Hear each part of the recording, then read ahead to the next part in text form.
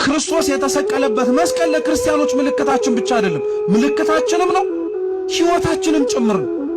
ለዛ ነው እኮ አምላካችን በወንጌል ላይ ማንም የኔ ሊሆን ከኔም ጋር አብሮ ሊኖርና ሊከተለኝ የሚወድ ካለ ምኑን ተከትሎ ይከተለኛል? መስቀሉን ተከትሎ መስቀሉን ተሸክሞ። ይሄ ማለት መስቀሉ ራሱን ተሸክሞ ይከተለኝ ማለት ነው አይደለም።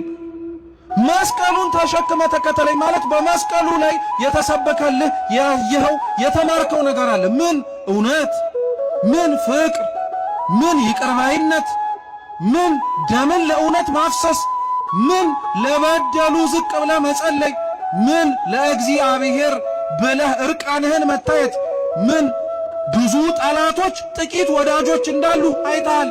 ይሄንን ሁሉ ይዘህ ተከተለኛል። ይሄ ማንም አይከብደዋል። በዚህ ዓለም ሁሉ መወደድ ነው እንጂ ማን መጣላትም ይፈልጋል?